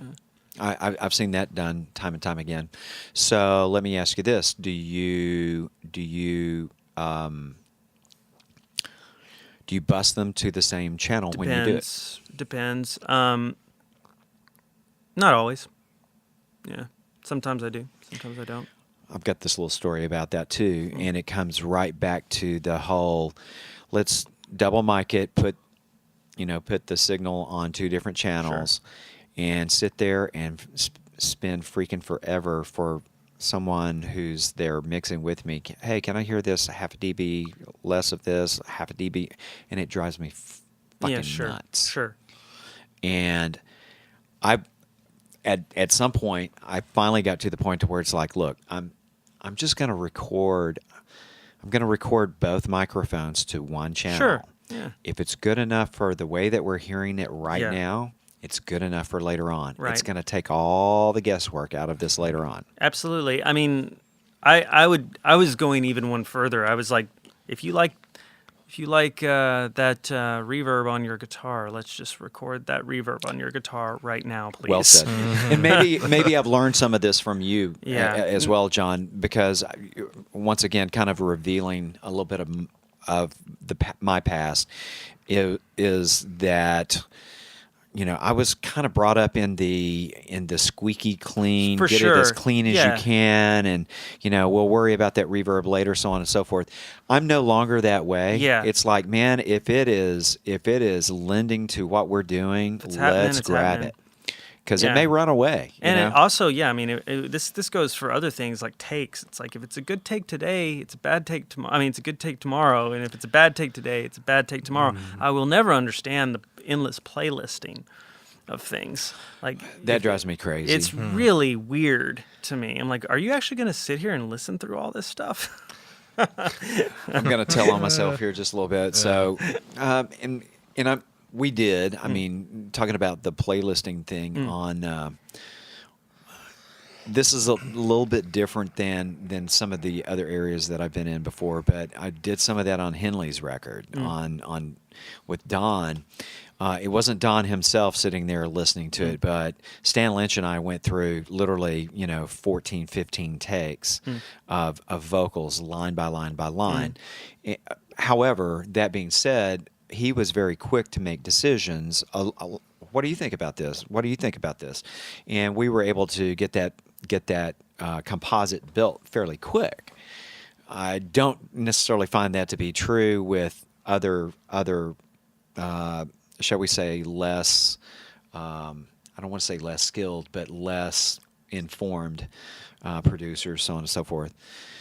But with that also, I have found that sometimes, let me ask it as a question. Have you found that, let's say it's a guitar player and they go, I can do this better. Most of the time I find usually that very first take is the one. And a lot of times we wind up spending countless minutes trying to perfect something that was perfect to begin with. I totally agree. And this is one of the things that I dislike about technology now is you don't have to be deliberate anymore. You do a guitar solo. Let's say you do a guitar solo on tape, and he's like, maybe I should try that again. And like, okay, well, do you want to record over that guitar solo now? Is Yeah. that because I'm going to eradicate that right now? Or maybe we could maybe we got one other free track that we can use. And so it's like you got 2 passes of that guitar solo. You better pick one. I like that. I miss that personally. I kind of do too. But I definitely no, thank you. I'm good. I don't know if fireballs are great for podcasts, but I'll go for it. They make the mic smell great. I actually think that when you have a really good player and they're in a moment of where they feel free, you usually get the best take when they don't even know what they're doing. And I got to bring up a friend of ours, Bobby Sparks. Oh yeah, yeah. Who is I record Bobby frequently still to these days, and I'm always 100% ready to record. I've got the signal ready to go before I even play him the song, because so many times I've kept his very first thing he played when he was just figuring the song out. Yep. Because he's not even thinking. Yeah. And it's inspired and weird and not typical. Yeah, you know? man. And a lot of great players, their first things they do are the coolest things when they're not thinking. But then whenever they start to understand the song and understand the parts, and they start to think of it more squarely, because they're just trying to make sense of it, you know? Is it fair to say that, once again, I'm going to pose it as a question because I know how I overthink everything. My sister told me a long time ago, she goes, you literally could f up a 2-car funeral because you overthink everything. And she wasn't wrong about that. I mean, he's pulled me off the ledge a time or two. I'm going to bring up, this is kind of a funny example, but my wife, she's into the fiber arts, and so when I say fiber arts, like she is into looming, floor looming, and stuff of that nature. And so she bought this loom, and it comes in boxes, and she said, "Oh yeah, by the way, I told the manufacturing company they build these things by hand. It's going to show up in 3 boxes. I had the option of them building it and sending it to us, or we build it ourselves. And I made the choice that we would build it. We would put it together ourselves." By the way, could you, while you're doing this, go ahead and video it?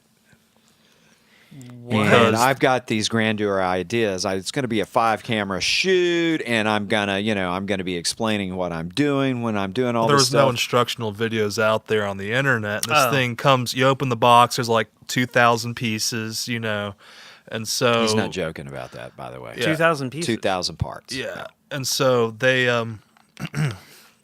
eating candy on a podcast. Your wife reached out to the company and said, "Hey, we'll make a video if y'all don't have one, or if would y'all like us to do that?" And they said, "Oh yeah, that'd be great." And so we got wrangled into making this video while we're putting this thing together. And so completely overthought it. So he shows up. I had all this stuff mapped out. Here, I'm going to put the camera here, and here. 5 cameras. And he walks in. He goes, "You're a f***ing idiot, man. Do you I didn't realize use those what words. you?" Well, it was something close to that. Yeah. Do you realize just how complicated you will have made this by the time this is all said and done? It was complicated enough. It took us right at 24 hours to build it. And 3 of course, the days. company, she asked them, "How long does it take to put this thing together?" And they lied. Of course, it was yeah. like an afternoon. No, that is an afternoon if you know what all the parts are called and make for sure that they're all there and all that kind of good stuff. I guess my point is that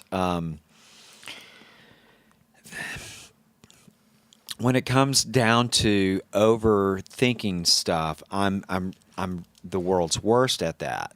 Do you find yourself ever overthinking stuff? I've really trained myself to not overthink things. I think that that's how. I think in my early days, I thought that's how you become a good engineer or producer. You sit there and scratch your chin endlessly and try a million different iterations of an idea. And I don't think for me, that's not what works in terms of getting results that I'm pleased with and the artists are pleased with. what works for me that I found, and I'm not saying this works for everyone, is usually quite gut instinct, know it when I hear it, kind of thing. I don't, and being honest when I don't always know the answers, and like, well, we're just gonna have to figure this out, just fiddle with it for a bit, and Sure. approaching it all with humility. There's that word again, humbleness, and saying I don't always have the answers, but I've done this a lot of times. I've done it more than you, and talking to the artist, I've done it more times than you. So maybe that will make you feel calm, and we'll get there. We'll finish it. I never don't figure it out. Right. I always end up with a record somehow, and usually people don't complain. I don't think, So, I got good Yelp reviews. Yeah. That counts. I don't think I'm particularly overly talented or super smart about a lot of things. I think I'm pretty average, but I think that I have an ability to create an environment where everyone feels pretty okay with taking chances and being themselves, and that to me is what making art is about, and not acting like any idea is a bad idea, being open to entertain different ways of doing things, which is fine for me because I get bored really easily anyways. I'm kind of allergic to doing the same thing over and over again, Sure. so I'm always down for a different way to do things, and kind of always been somebody who's enjoyed challenge. So I don't feel like, one of the things I have going for me is I don't second guess myself. I just kind of I try to have genuine enthusiasm about the path that presents itself as being the right path to to my spirit. Not everybody always agrees with that. I can tell you a quick story about Brian Eno that I have, who I've been very lucky to become friends with, but was one of my heroes for years. A mutual friend of ours that we have is this artist that I produced a record for named Anna Calvi, great singer-songwriter from the UK. She's pretty anonymous in America, but very popular in the UK and Europe. And he is a big believer in her, like an enthusiast of her music. And on her first record, I worked on the second record, but on the first record, she told me this story that I love about him, that he agreed to come in and sing background vocals on a song. But that has really nothing to do with the story. The song that he sang on was this song that was kind of like, it's called Desire, if anyone wants to listen to it. It's like this sort of Crystals, Ronettes, girl groupie kind of groove, like boom, boom, boom, ka, boom, boom, boom, ka, like that kind of thing. And this is all going somewhere. And he sings his vocal part, and he comes in the control room, and he says, "You know what this song needs?" And they're like, "What?" It's Brian Eno, everyone's all ears. And he's like, "This song needs like a really funky guitar." Now, if you've heard this song, this is the last thing that you would recommend for this song, right? But everybody's like, this is Brian Eno. Yeah.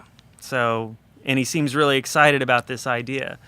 And he's like, she's a great guitar player, very capable of laying down any kind of idea. She puts on the guitar and lays down this very almost Nile Rodgers style, funk guitar, and he's like, "Oh my God, that's brilliant!" In his Yorkshire accent or whatever, that's brilliant. And he's just literally just jumping out of his skin. He's so excited that she's playing this funk guitar on this song, and he's like, "This is so great!" And and she's like fired up. And you got to understand, this is not something she would normally do. This is very out of her wheelhouse. He's just can't contain himself. He's so excited, and everybody in the room is on fire about this guitar part, this funky guitar part, right? So everybody leaves the session like, just wow, we really had a breakthrough on this song. So and Brian was just there to do vocals. He was just there for that one afternoon or whatever. So Anna and the engineer come back the next day, and they're like, "Pull up Desire, let's listen to what we did." And they listen back, and it is the most atrocious, laughable thing that, this is just according to Anna, that they've ever heard. And to me, this is exactly why Brian Eno is an amazing producer. Mm-hmm. He got everybody in that room to believe that this idea that was The completely greatest idea. completely out of left field was a great idea. And you know what? It probably was really interesting. It maybe was not the artful decision for her to do, but he got her to do something she never would have done, do it with passion, and believe in it.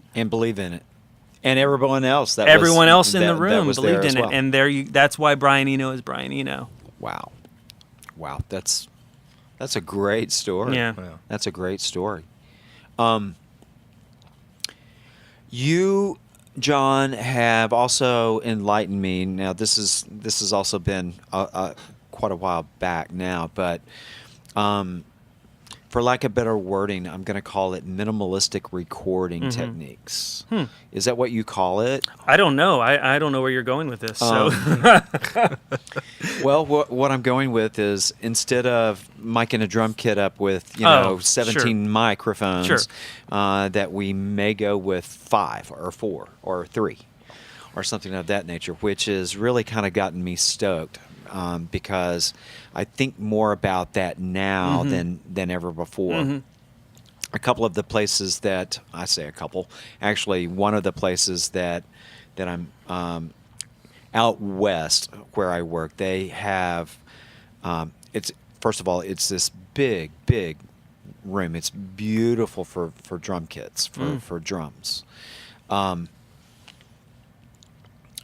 They have gone to the lengths of spending a considerable amount of money for handmade drum kits. Some of these Wow. are made down in Austin, and as a matter of fact, meaning the shells themselves were handmade. Mm-hmm. Wow, somebody's got time on their hands. yeah, they're, we've talked about Austin being kind of weird and this and that, and don't get me wrong, I love freaking Austin. Sure. It's my home away from home. If I could afford to live there, I'd be there now. Well, you do have a wife, and Yeah, she does have a little something to say about that, but that's actually, well, it's kind of where she lived for when we were separated. Was so, it? Yeah, I mean, she loves it down there. Yeah. I mean, there's lots of stuff that, but that being said, I mean, there's still lots of artists that live down there that are lots doing of studios too, man. lots of studios. Tons. Anyhow, one of the manufacturers is out of Austin, and they actually came up and shot a video, and it's like I was engineering for the thing, and it was like, let's make this as natural as we possibly can, and so it's like we did minimalistic recording, and it's like we want to use maybe one microphone for the whole upper kit. It's okay if we might use maybe some Coles 4038s for the overheads, but outside of that, maybe a kick drum mic, and it's probably not going to be the kick drum mic that you think that it's going to be. Where I'm going with all of it is that it really has gotten my attention. It's like, all this stuff of rock and roll days, the heavy metal days, where you've got 15 microphones on the kit, and you've got phase issues out the wazoo, and you've got all this stuff that you're having to keep an eye on. Maybe it's my age that has started kind of kicking in. It's like, screw all of that. Who wants to get it becomes a chore at that point, and not necessarily one that I particularly am in love with. Maybe 30, 35 years ago, just for the exploration of seeing what 17 microphones on a drum kit sounds like might have been fun. I think that what happened was, not to jump ahead here, but I think that what happened is people started to become a little obsessed with articulation and separation, and the darkness of bands like Steely Dan, for example, you know, where everything was almost like the fidelity was more important than the actual music in a way. Nothing against Steely Dan. I'm just kind of I'm just charting the course of where this happened. Also, you can, because we're kind of talking about drums here, so it's like you can think about like how the drum kit is thought of from the transition of jazz to rock and roll. You can chart the progression of pop music in a way by just where the bass drum is. You know, I mean, the bass drum didn't used to be what would accent. Right. That wouldn't be, it would be more of a snare drum. Sure. You know, and the bass drum was more like another tom in a lot of ways. I'm talking jazz here. But then when rock and roll comes around, you come up with the 2/4 with the backbeat, and you got, and over time the bass drum. If you can almost chart rock and roll by how loud the bass drum gets in recorded music. Now bass drums are loud as hell in all music. It's just part of what music sounds like now. Kind of an interesting thing when you think about that. Oh, it's very, very. I mean, it's very nerdy, but you can almost like, you can just chart music by that, by just where the bass drum has been. So anyways, I think that's where it started, is just like an obsession with the articulation of everything. But then it got darker in the fact that drummers felt like they didn't have to play as artfully anymore because everything was mic'd. So they didn't have to mix themselves, for lack of a better term. Ooh, I've never thought of that. Well, drummers had to basically, if you want something louder, you would hit it harder, or you would rim shot, or you would change your technique on how you were playing the other things. Perfect example of this, because everybody seems to continuously agree that some of the greatest drum sounds ever in rock music is Led Zeppelin. One of the greatest stories that I personally know, this isn't, you know, obviously not, this is third-party story, but from what I understand, I think it was the second Led Zeppelin record where they, what's his name? Ed Kramer? Eddie. Yeah. Yeah.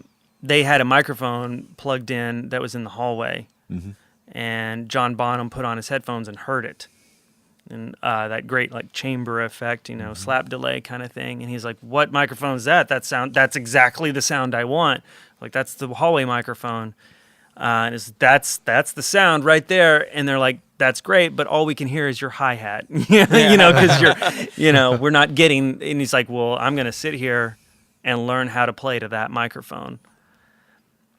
And there you go. I mean, like that is actually 10 years removed from the more jazzier approach of like playing the drum kit as a unit. They thought of it as a guitar.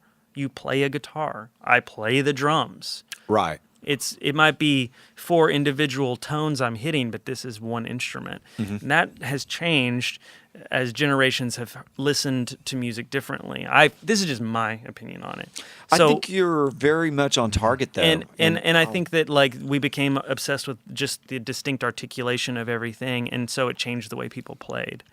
And so now it doesn't sound good with a lot of drummers to just put a microphone in front of the drum kit, even though 1 million beautiful recordings were made that way. Motown records, for example. You're going to tell me those sound bad? You know what I mean? Yeah. It's, so, but those drums sound great because there's no chance of phase. Yeah. Because there's nothing to worry about. Exactly. There's 1 or 2 mics tops. And the drummer is playing great because that drummer is used to playing with an ensemble and playing a drum kit like it's an instrument. So dynamics, they don't, everything. dynamics, and I mean that's why those records sound so good. Yeah, because it really just happened. It happened that way. That's an incredible way of looking at it. I've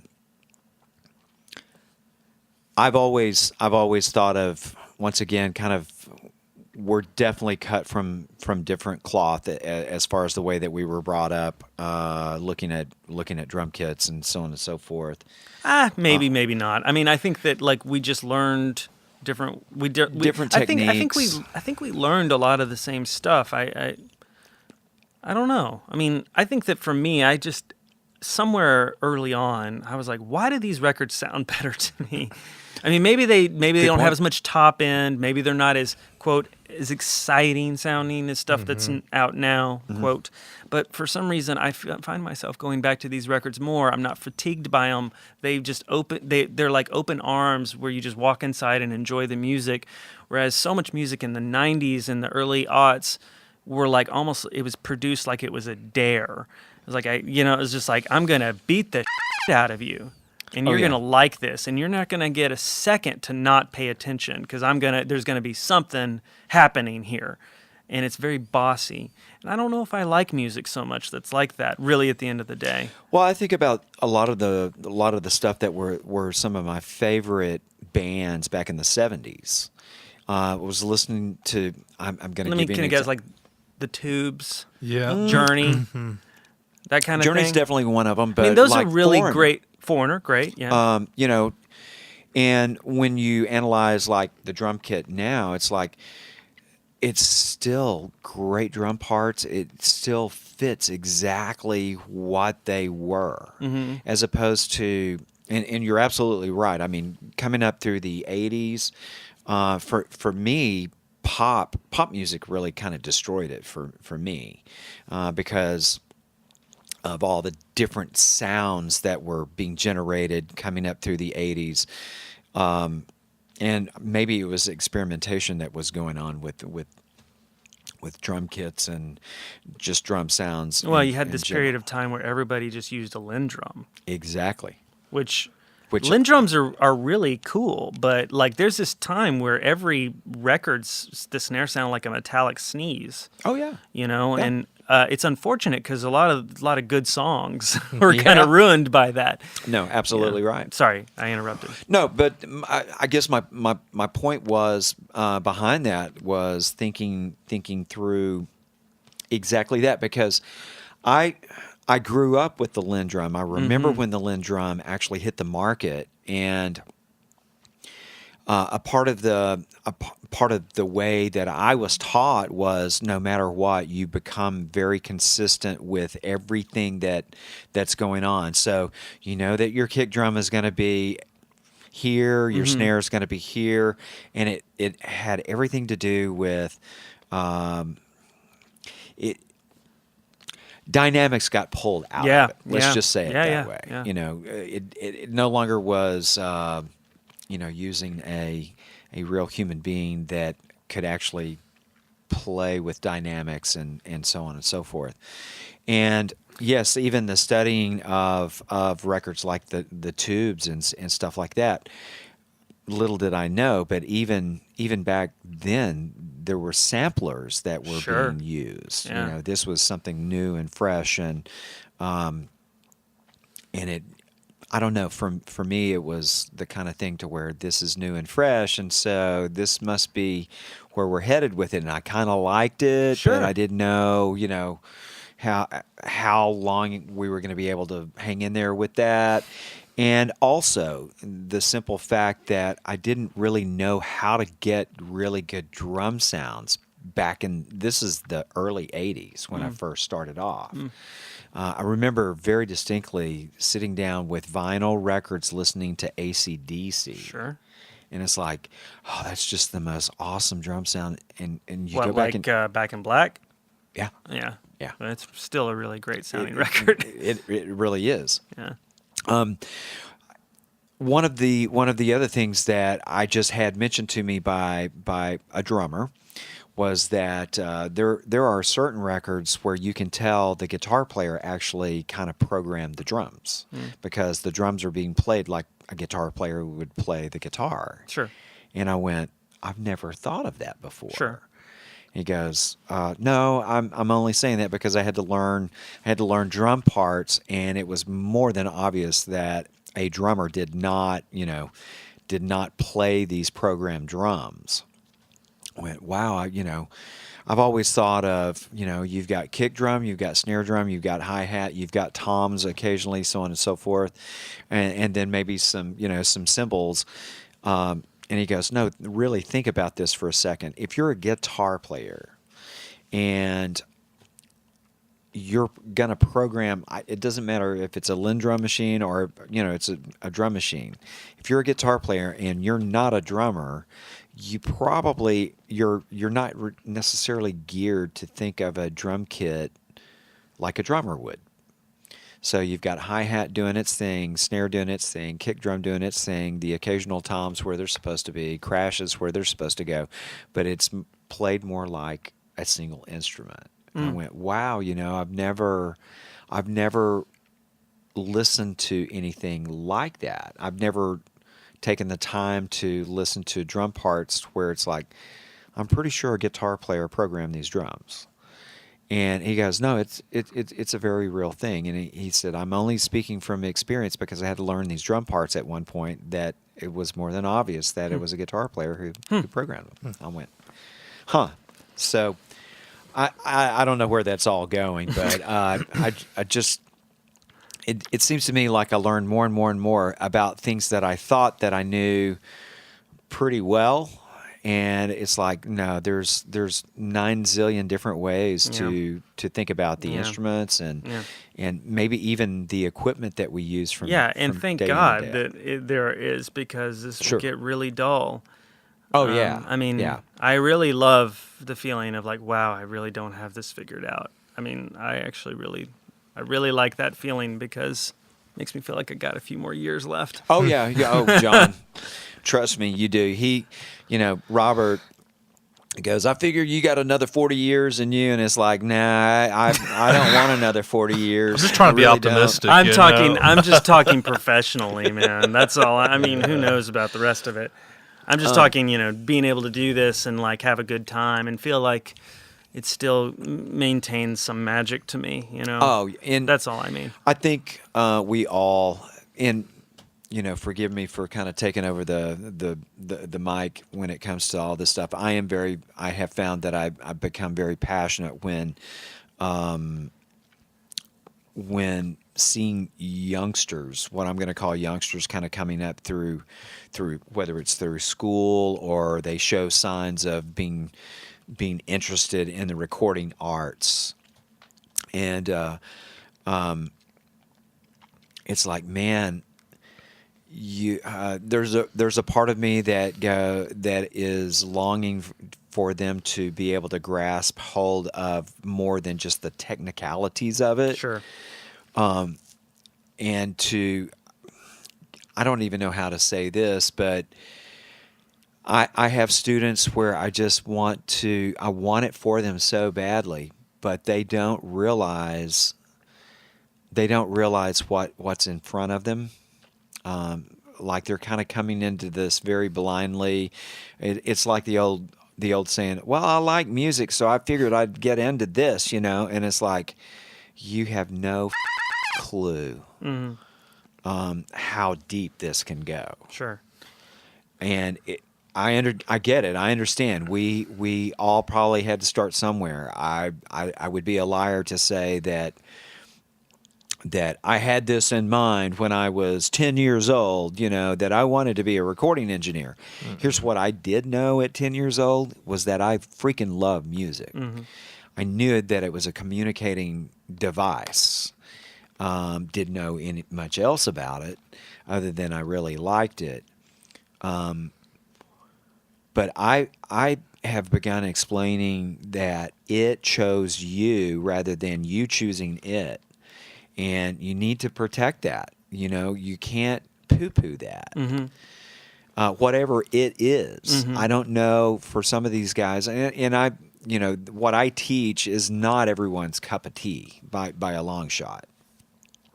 It is for a few. But what I also try to explain to these folks, the techniques that I'm showing you is going to allow you to explore your craft, your art even more by getting the technical stuff out of the way and letting it free you up so that you can be more creative and more whatever you deem viable for your life. Yeah, I mean, we're kind of going right back to where we started, where it was like, you're obsessed with like the minutia and the gear, and you think that this piece of gear will hold all the secrets or something. Yeah. And of course it doesn't. None of that really matters, frankly. It doesn't. I just need a Neve preamp, Yeah. U87, 1176, and I'm good. Yeah, and I will make records like George Martin or something. Yeah. You know, like that's all you need. And I mean, that's what I believed when I was at 18, 19 Well, years people are old. making like there's a new genre of music out there called like vaporwave. Sure. It's like they say that it's like a genre of music that's the first genre of music that's been created from the internet culture. sure. And It's- they're not using, I don't think they're using They're not any using gear. really anything. They're taking pre-recorded things and manipulating them. And actually, I would have to say that vaporwave I think is really interesting because it's one of those things that when I first heard about it, I was like, that is some grade A right there. But but I had to like stop myself a little bit and realize that just because it seemed that way to me at the beginning of it, maybe I needed to find out what was going on with it. And I do actually think that it's really interesting that these kids are so in. Basically, what it consists of is they're taking old recordings of like commercials from the early 90s, stuff before they were born, Okay. like jingles or like elevator music, Okay. like Muzak. Like, let's say Muzak. Muzak's a great example. They take a Muzak thing and they just simply slow it down, and that is the music, right? Now, that sounds really stupid as I describe that, but I have to say that when you listen to it, it is very strange. And it is definitely much more evocative to me than listening to the elevator music. Does that mean it's art? By my classification, it does. Because somebody discovered it and said, this is art.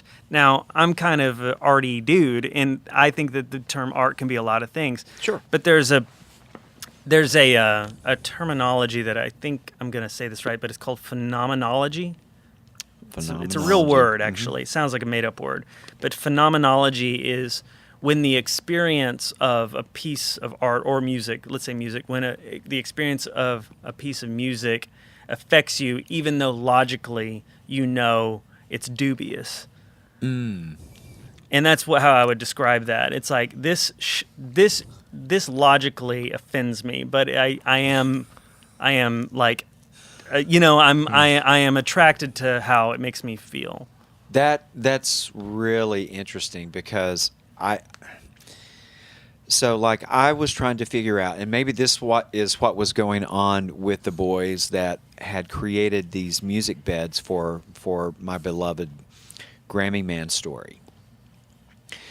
John, I was getting rough cuts back from the editors of this documentary, and my version of what was going to take place musically was very, very, very different from what they were listening to as they were doing these rough edits along the way. Okay. As a matter of fact, I mean, if I'm being totally blunt and honest about So you attempt it with music, is what you're saying?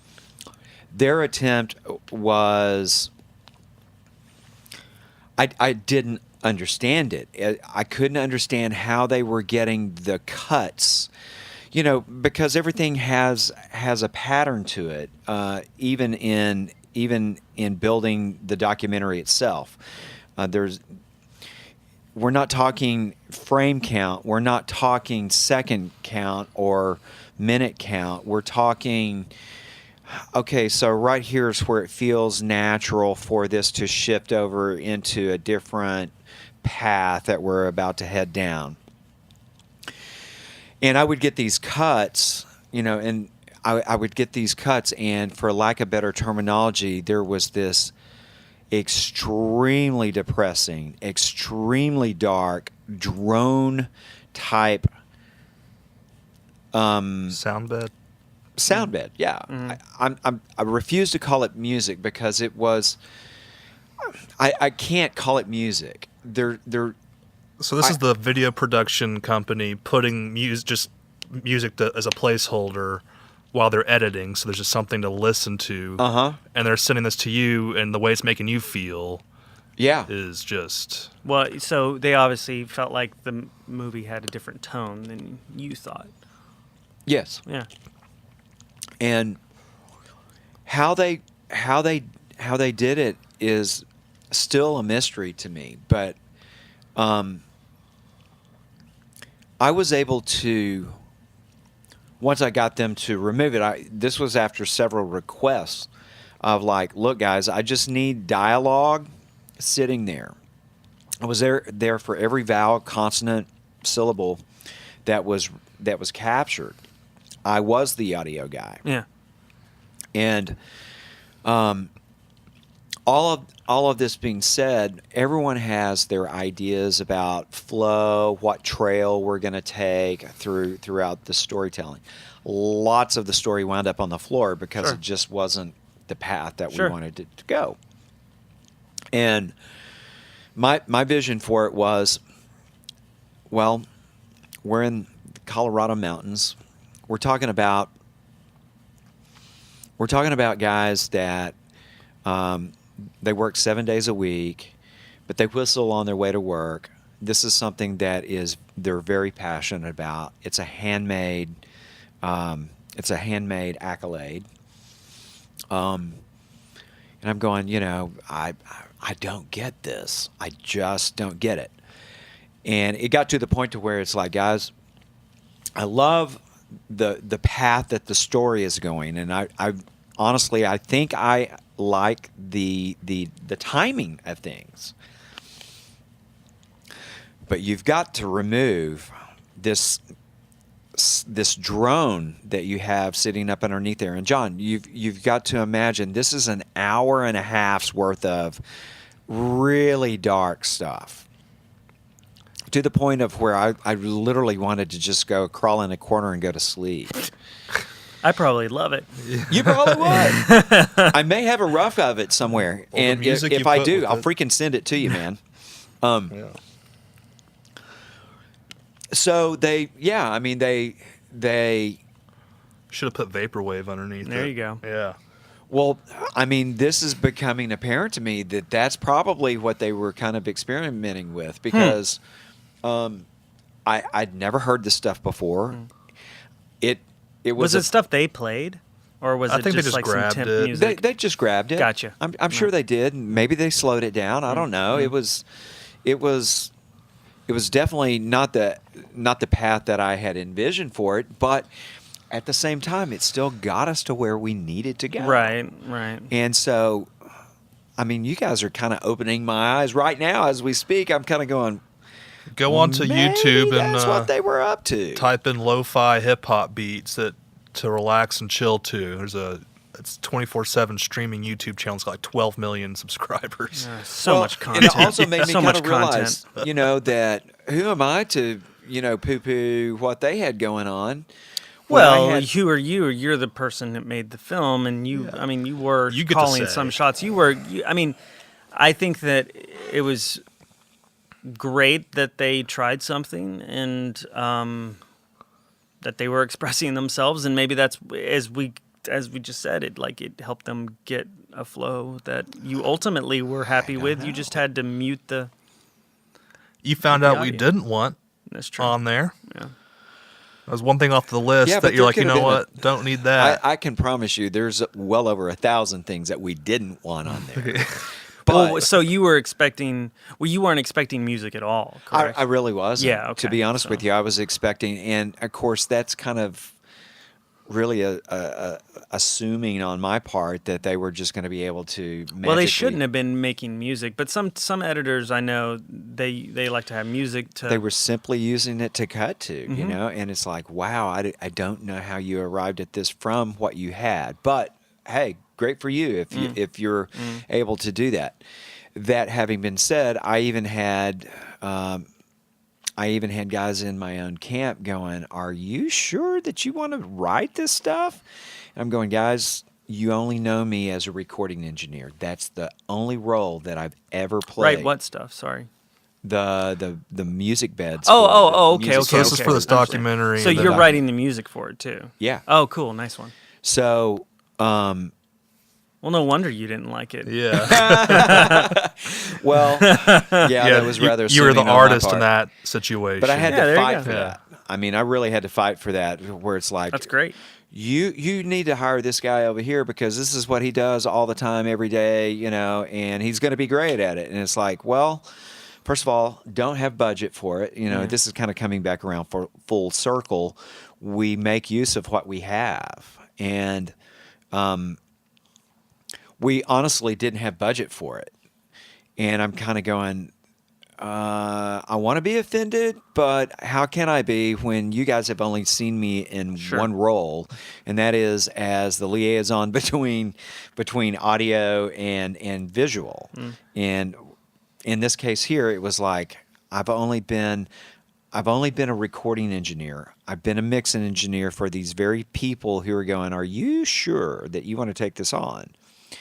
And come to find out a little bit later on, even the co-executive producer that was producing with me, he goes, I actually thought that you might have bitten off a little more than you were going to be able to chew. Until one day I just walked in and I saw what you were doing.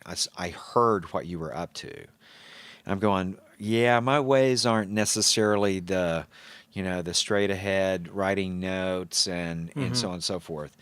The one thing I'm definitely smart enough to know is that we borrow ideas all the time. And just because I like this over here doesn't mean I have to make it exactly the same. I can change it just a little bit and tweak it and so on and so forth. And that's exactly what we did. Now, I wasn't going to be able to do this without others who had a very similar vision that I did, meaning the players and so on and so forth. And I'm very proud to say that Josh Robinson was one of those guys. Josh, Have you already done the music?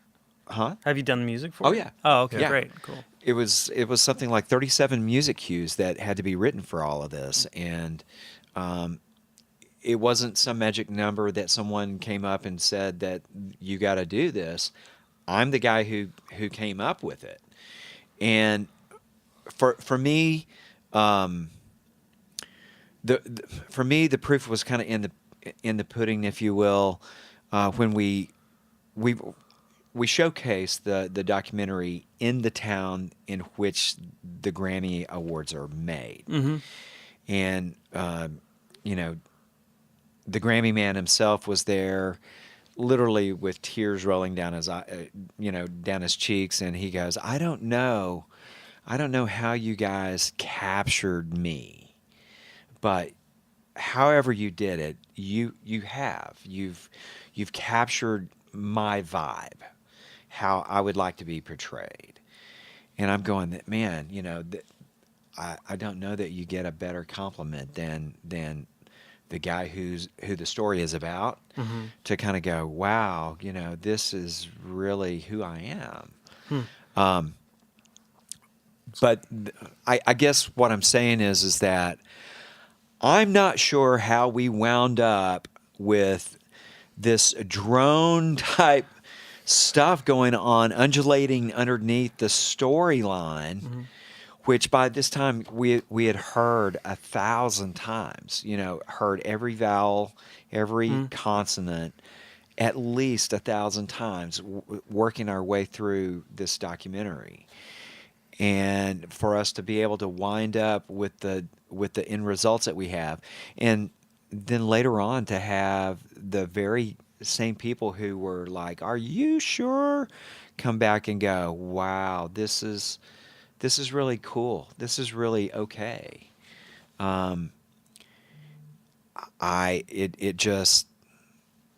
It flabbergasts me to know that there's more than one way to getting from point A to point B, and it turned out really good. Because here's my point: is that I'm not sure that the two viewpoints could have been any more opposite than what they were. But somehow, some way, we wound up. I hope. I hope. Well, you got confirmation. The guy you did the story about, brought tears to his eyes. But I think, like for artists in the studio, if you're producing them, that's kind of what you want to do as well. It's like they come to you with their music, their songs, and you help get them to that feeling that they want to portray, or Yeah. it's about capturing it the right way, I guess. Well, I know that we've been here for a couple of hours now. All right. And John, I can't thank you enough, my friend, for course. taking the time to course. come hang with us and great talk to with see us you. just a little bit. Oh, it's always a pleasure to see you, sir. Thank you for this. Sure. For the of course. time. No worries. And loaded question for you. Load me up. Are you gonna be moving your studio from Dallas? I don't have any plans to move the building. The building will stay exactly where it is. No, I'll continue to own the studio here. I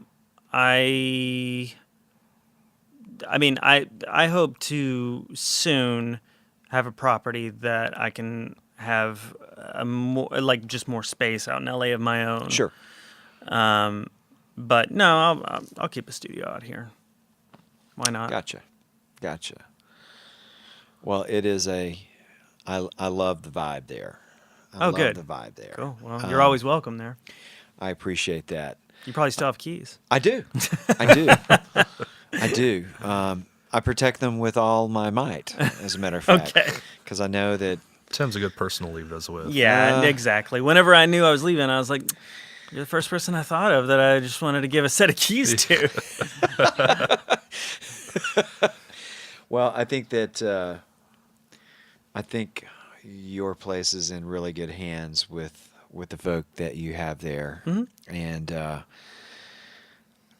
at the same time, I just find it really interesting. Our journeys may kind of ebb and flow to and from and in a way, but at the end of the day, man, we kind of grew up together, so to speak. Well, I mean, I always kind of looked at you like a little more of an older brother, but yeah, I guess Okay. so. Okay. I mean, sure. You've grown and changed as much as I've grown and changed. Oh, It's sure. It's not like. I think you know. we'd be dead if we weren't changing. Yeah, I mean, Some you of the stories I've heard, yeah. I mean, I don't. Hey, no, I didn't mean that. I mean that in the most Christian way possible, by the way. I know. I don't know. I mean, I feel like whatever.